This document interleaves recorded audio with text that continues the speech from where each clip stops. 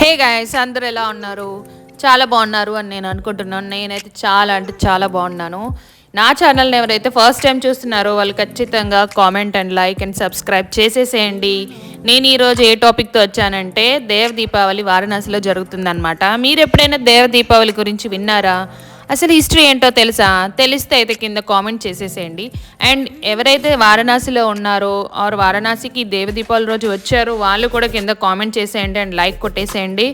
ఇంకా మేమైతే మొన్న కార్తీక మాసం రోజు అయితే దేవ దీపావళి రోజుకు ఇక్కడ ఘాట్ దగ్గరికి అయితే వచ్చామన్నమాట. ఇక్కడ మేమైతే బోట్ బుక్ చేసుకున్నాము. ఇక్కడ చూసారా, ఈ బోట్లో ఒక అతను నిలబడ్డాడు, అదే అనమాట మా బోట్. మేమైతే 1 monthకి ముందే బుక్ చేసేసుకొని ఉన్నామన్నమాట. ఇంకప్పటికే లేట్ అయిపోతుంది, తొందర రాన్నా అని అంటే ఆయన చిన్నగా వస్తూ ఉన్నాడు, ఫోన్ చేస్తూ ఉన్నాడు మా ఫ్రెండ్తో.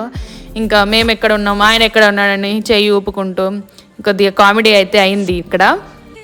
మెయిన్గా అయితే మీరు వారణాసికి మంచి వ్యూస్, మంచి పిక్చర్స్ క్యాప్చర్ చేసుకోవాలి అంటే దేవ దీపావళికి అయితే ప్లాన్ చేసుకోండి. అంటే 1 year ముందే మీరు ప్లాన్ చేసుకోవాలి. ఇక్కడ మీకు రావడం అదొక అదృష్టం అనుకోవాలి, ఎందుకంటే అంతా బాగుంటుంది. మెయిన్గా ఏంటంటే మీరు ఈ వారణాసిలో మెయిన్గా మీరు ఏమేమి చూస్తారంటే గంగా హారతి చూస్తారు, కార్తీక స్నానం, బోట్ రైడ్, కల్చర్ ప్రోగ్రామ్స్, దీపదానము, చారిటీ, డొనేషన్, త్రిపుర పూర్ణిమ వ్రతం కూడా చేస్తారనమాట. ఇక్కడ మేమైతే మధ్యలో తినడానికి కొన్ని స్నాక్స్ అయితే తెచ్చుకున్నాము. చూసారా, మా ఫ్రెండ్స్ అందరం కలిసి చక్కగా రెడీ అయ్యి కూర్చున్నాం అనమాట. ఒక్కొక్క బోట్కి ఒక్కొక్క డ్రెస్ కోడింగ్ అయితే ఉందన్నమాట. కానీ మేము అలాగేం పెట్టుకోలేదు, ఎవరి ఇష్టం వాళ్ళది పెట్టుకొని వచ్చారు. ఇంకా ఇలాగా స్టార్ట్ చేసి ఇంకా పక్కన ఒక బోట్ అయితే కదులుతుంది. చూసారా ఎంత చక్కగా అలంకరించారు, మంచిగా డెకరేట్ చేస్తారు ఇక్కడ వీళ్ళు.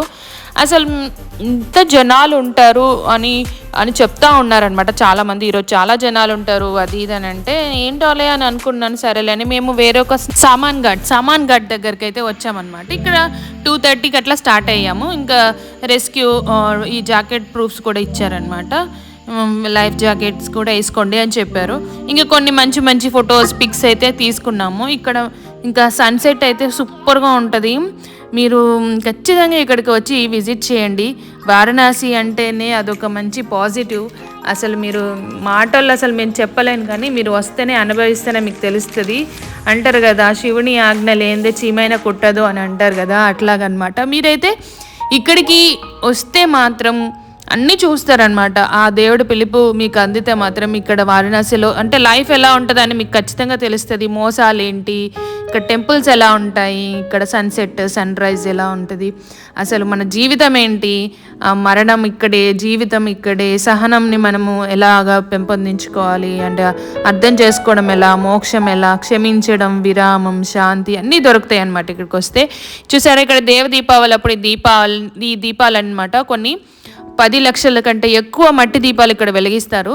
ఇది మెయిన్ అనమాట. గంగమ్మకి అనమాట ఒడ్డు వైపు అనమాట, స్టెప్స్ పైన, ఘాట్స్ పైన అండ్ ఇటువైపు కూడా మట్టితో ఉంటుంది. ఇక్కడ కూడా వెలిగిస్తూ ఉంటారనమాట. ఇక్కడ వీళ్ళే, ఈ గవర్నమెంటే ప్రొవైడ్ చేస్తుంది మట్టి దీపాలు, ఆయిల్ ఇవంతా.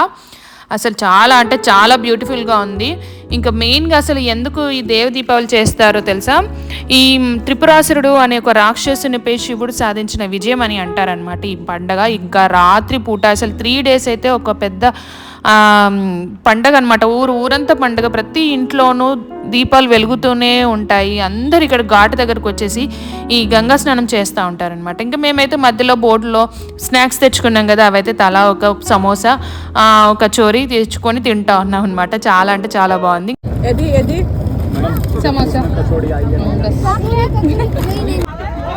ఇంకా అక్కడ దీపాలు వెలిగించాక మా బోట్ కదలట్లేదని ఇంకా మా ఫ్రెండ్స్ అందరూ తోస్తూ ఉన్నారు దీన్ని. ఇక్కడ కొద్దిగా కామెడీగా అనిపించింది, అయినా సరే కదలట్లేరు. అందరూ ఫొటోస్ తీసుకుందామని ఓ పక్క వెళ్తే ఆ బోటం ఇలా కదిలిపోతుంది. ఇంకా అందరూ మరవడమే, అందరూ ఈక్వల్గా కూర్చోండి అని అనడం అనమాట. ఇక్కడ సగం దూరం వరకు బోట్ తోసుకుంటూనే వచ్చారు. ఇంకా చాలా బాగా అనిపించింది. ఇక్కడ వ్యూ చూసారా నైట్ టైంలో. ఇక్కడ బ్రిడ్జ్ ఉంటుంది, పైన నుంచి ట్రైన్ వెళ్తూ ఉంటుంది. ఇంకా ఈ బ్రిడ్జ్ దాటుకొని నమో ఘాట్ కూడా ఉంటుంది. అసలు మొత్తం అయితే 84 ఘాట్స్ ఉంటాయి ఇక్కడ. అన్ని ఘాట్స్ దగ్గర మట్టి దీపాలతో వెలిగిస్తారు. చూసారా, పైన మంచి వ్యూ అనమాట. ఇది ట్రైన్ వెళ్తూ ఉంది మిడ్ నైట్లో. ఇక్కడ చూసారా, ప్రతి ఘాట్లోనూ మట్టి దీపాలతో వెలిగిస్తూ ఉంటారు. చాలా అంటే చాలా బాగుంటుంది. మెయిన్గా ఏంటంటే దశస్వమేధ ఘాట్లో హారతి అనేది ఇస్తూ ఉంటారు. ఎవరికి అంటే ఇది ఎవరైతే కార్గిల్ యుద్ధంలో అమరులైన ఉన్నారో వాళ్ళకనమాట. ఇక్కడ చూసారా, ఇది మణికర్ణిక ఘాట్ అనమాట. 24 గంటలు 365 డేస్ ఇక్కడ కాలుతూనే ఉంటుంది. ఇక్కడ చూసారా మెయిన్ గేట్, కాశీ విశ్వనాథ్ టెంపుల్కి ముందు మెయిన్ గేట్ అనమాట 1. ఇక్కడ డమరుకంతో అసలు మీరు ఇది చూస్తే, అసలు రియల్గా లైవ్గా చూస్తే అయితే మీకు గూస్ బంప్స్ వస్తూ ఉంటాయి. అంత బాగుంటుంది. చాలా అంటే చాలా జనాలు ఉన్నారు. అసలు నేనైతే నాకు ఇంకా 3 డేస్ అయినా సరే ఈ వీడియో పోస్ట్ చేయాలంటే కూడా నాకు చాలా అంటే అసలు ఇంకా చూసుకుంటూనే ఉన్నాను. అంత బాగా ఉంది. చూసారా మొత్తం ఘాట్ మొత్తం అసలు జనాలు అసలు తొక్కిసలాట్లాగా ఉందంట. ఇంకా మేము బోట్లో వచ్చాం కదా, ఇక్కడ రెస్క్యూ టీమ్స్ కూడా చాలా బాగా చేస్తున్నారు.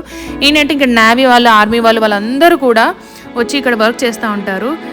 ఎందుకంటే ఇక్కడ కార్గిల్ యుద్ధంలో ఎవరైతే అమరవీరులు అయ్యారో వాళ్ళు కూడా ఇక్కడ హారతి ఇస్తూ ఉంటారనమాట. ఈ కార్తీక పౌర్ణమి రోజు గంగా స్నానానికి మెయిన్గా ఎక్కడెక్కడ నుంచి స్టేట్ నుంచి వస్తూ ఉంటారు. ఇక్కడ మేము నార్మల్ రోజులైతే పక్క నుంచి గంగా హారతి చూసేవాళ్ళం. కానీ ఈ రోజు అయితే ఒక 1/2 కిలోమీటర్ నుంచి దూరం నుంచి చూస్తున్నాం అనమాట. ఇంకా నేను జూమ్ చేసి మరీ చూపిస్తున్నా చూడండి. ఇక్కడ జనాలు ఎంతలా ఇట్లా తొక్కిసలాటలాగా ఉంది.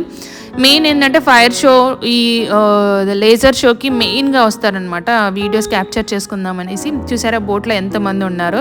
ఇంకా ప్రతి ఒక్క ఘాట్ దగ్గర కూడా హారతి జరుగుతూనే ఉంటుంది. ఇంకా మేమైతే హారతి కనిపించట్లేదని పక్క బోట్లోకి వెళ్తూ ఉన్నాం అనమాట. ఇంకా ఆ బోట్ ఓనర్ ఏమో ఇటు వెళ్ళండి, మీది కాదు ఇది, బోట్ వెళ్ళిపోతే మళ్ళీ మీరు మాతోటే ఉంటారు అనేసి చెప్పాడు. ఇంకా కామెడీగా మళ్ళీ వచ్చాము. ఇక్కడ చూసారా ఇది మణికర్ణిక ఘాట్ అనమాట. ఖచ్చితంగా అండి రోజులో ఒక 20 శవాలని ఇక్కడ కాలుతూ ఉంటాయి. తెలుసు కదా, కాశీలో వచ్చి చనిపోతే పుణ్యం వస్తుంది అని, మరి ఒక జన్మ ఉంటుంది అనేసి. అలాగనమాట ఇక్కడ కాశీలో అసలు చెప్తే నేను చెప్తున్నాను కానీ మీరు ఎక్స్పీరియన్స్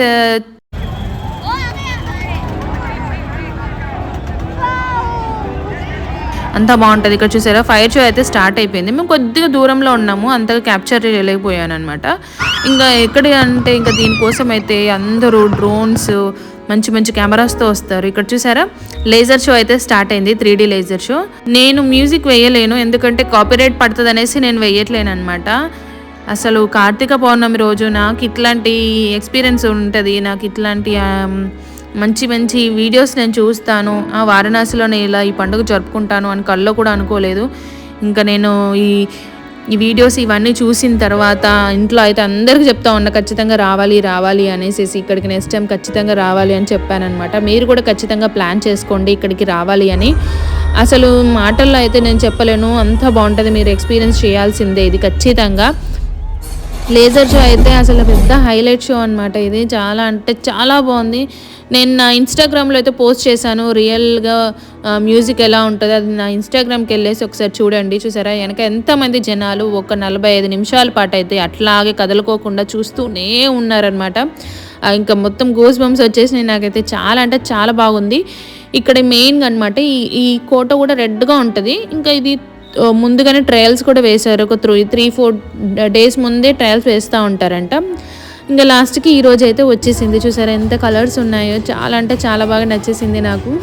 ఇంకా ఈరోజు అయితే మెయిన్గా వచ్చి పక్ష దర్శనాలు, మంగళహారతి అవన్నీ క్లోజ్ చేస్తారు. ఇక్కడ ఒక్కొక్క బోట్కి ఒక్కొక్కటి గుద్దుకుంటా ఉన్నాయి, అందరు అరుస్తూ ఉన్నారు. ఇంక భలే కామెడీగా అనిపించింది. మెయిన్గా అయితే ఏంటంటే ఇక్కడ చెప్పాను కదా, ఈ 3 రోజులు అయితే మెయిన్ టెంపుల్కి దర్శనాలకి అయితే క్లోజ్ చేస్తారనమాట. చాలాగా భారీగా జనాలు వస్తారు కదా అందుకనేసి.